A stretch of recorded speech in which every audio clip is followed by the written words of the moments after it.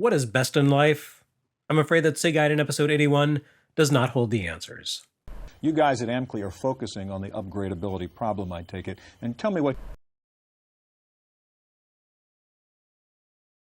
Rastan by Taito is one of those games that could only have existed in the 1980s. Or, I guess it could exist today, where everything is just a rehash of the 1980s. Look at the state of the world back then, and then look at it now. The 80s were nothing like today. Good thing we've come so far.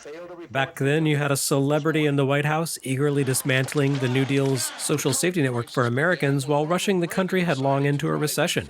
You had social and government forces hard at work on erasing the existence of the queer community, while at the same time vilifying the immigrants who built the backbone of U.S. history. You had gender-bending fashion trends for youth that enraged the older generation. And on the flip side of that, you had trends that seemed so desperate to assert the concept of rugged straight masculinity that they overflowed the counter and flipped back around to being kinda queer again.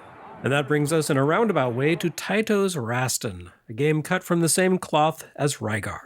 We didn't get Rygar for Master System in the US, and Japan didn't get Rastan, so they fill the same burly bodybuilder-shaped hole in the console's library. Both games result from a minor trend of mid-1980s character action games that revolved around hulking warrior men fighting single-handedly through fantastic landscapes populated by bizarre monsters, wielding massive weapons and the occasional enchantment to improve their odds of survival. Rygar, Rastan, Black Tiger, Barbarian and the Ultimate Warrior, the legendary axe, and I suppose Karnov if you want to count the dad bod version of the form.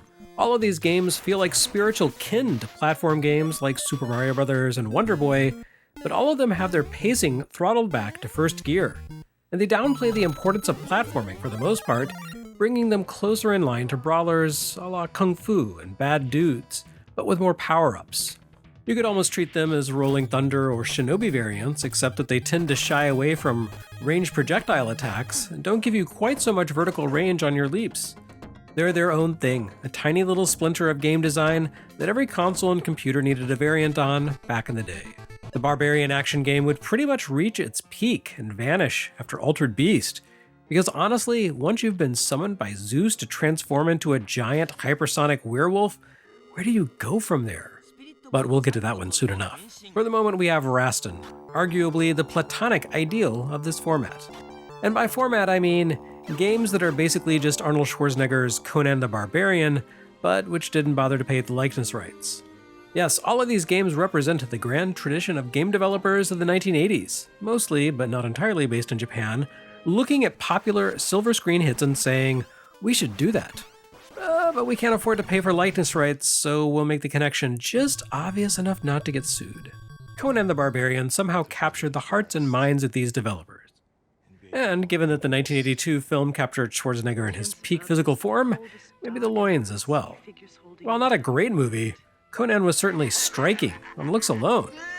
Moody, atmospheric, filled with beautiful, scantily clad people, and packed with entertainingly cheesy pre-CG physical special effects, Conan and Schwarzenegger's amped-up physique essentially set the tone for interpretations of dark fantasy for a decade. A Boris Vallejo art book come to life. Of course, this whole style didn't suddenly spring into existence when director John Milius said, hey, we should cast that bodybuilder guy as a beefy warrior king.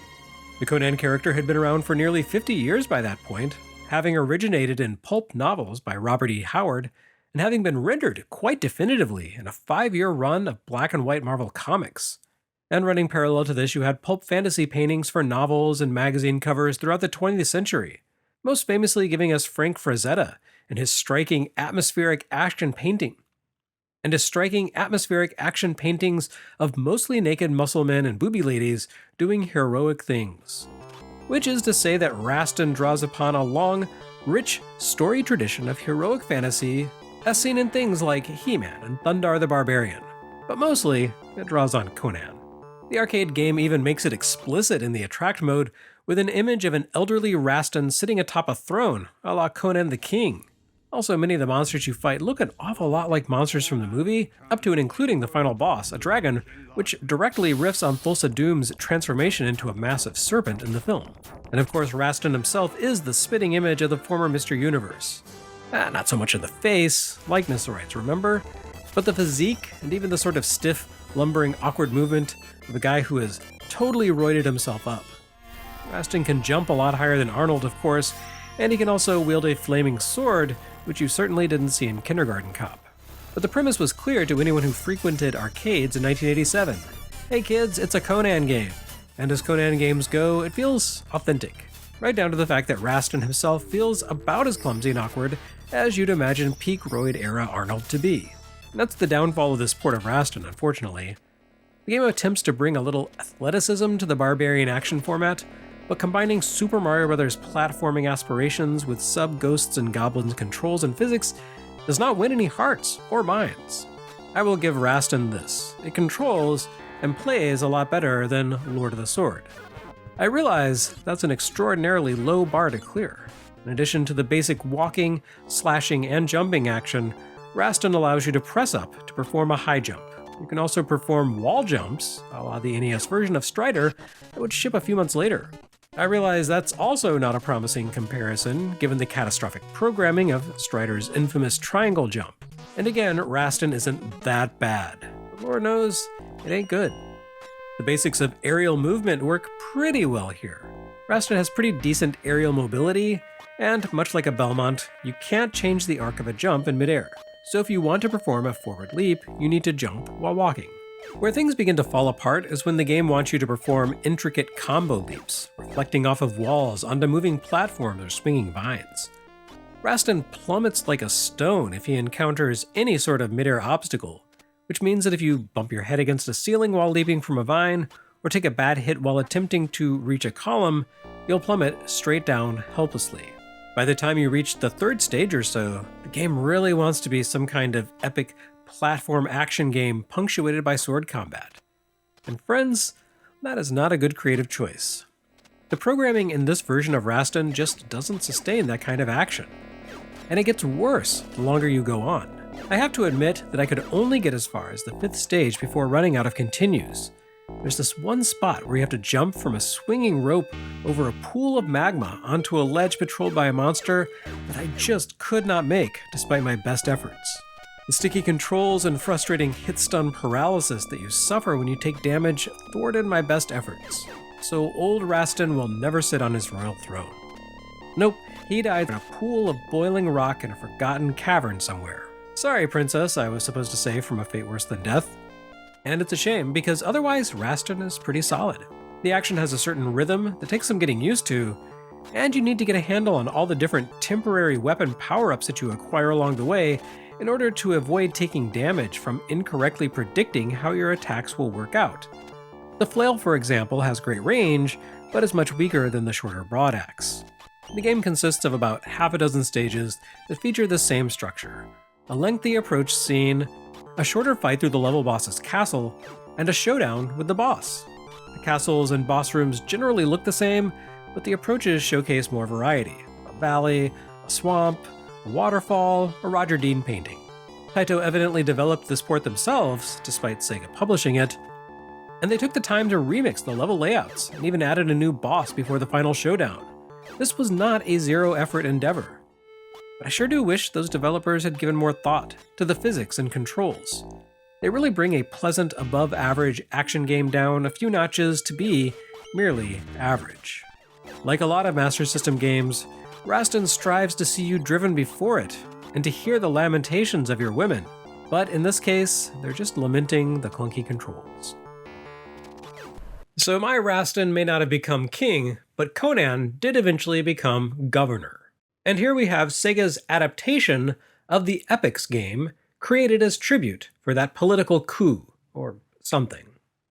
Yeah, it's California Games. No surprises here if you've seen NES Works or Game Boy Works Gaiden over the years. This is an adaptation of the same Epix computer game, which shipped within a few months of several other console conversions. What this port of California Games has going for it was the involvement of Sega themselves. This gives it a slightly different personality from the Epix and rare-produced ports to other consoles, and gives it a small advantage. Although this California Games features the same 6 events found in other versions of the property, all of them look a little better and play a little more smoothly here, which isn't to say that Sega totally resolved some of the underlying shortcomings of the game, like the way control modality shifts radically between one event and the other, and that there's no real learning curve for the minigames. But that's just kind of how Epic's rolled with their sports titles. You love it, or you don't. The games featured here, as always, consist of the half-pipe, a skateboarding contest where you try to perform big jumps and pull off a variety of tricks during your hang time.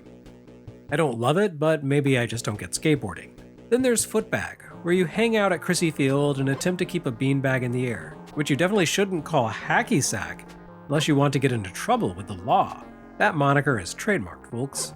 Next up, Surfing, which also involves half-pipes, but not the skateboarding kind of half-pipe. It's a little confusing. Skating, an auto-scrolling obstacle course like the skateboarding event in TNC Surf Design, but slightly less annoying. And then you have BMX, a worse version of Excitebike, and Flying Disc, which they couldn't legally call Frisbee, although the game does feature a ton of other brands like Casio and Ocean Pacific, so I don't see why they couldn't have just fudged it with Whammo too. Anyway, it's a very good adaptation of the most kid-friendly and culturally relevant of Epic's sports compilations. Not life-changing in any way, but after Atelier Double's disastrous conversion of winter games to NES, it's nice to see a Japanese studio tackle an Epic's game and more than do it justice. But I guess that makes sense, given what fine work Sega did adapting Epic's Impossible Mission to Master System. You know, kinda sorta. Both of these games featured heavily, which is to say they received full-page previews, in issue 6 of Sega Challenge. Rastan appeared sandwiched between Altered Beast and Lord of the Sword, which, interestingly enough, represents the quality of the game as well. Issue 6, incidentally, will be the final full-length issue of Sega Challenge. Sega's marketing efforts for Master System had already begun to wind down as the console moved into the end of its life. Or at least the end of its relevance in the US, anyway.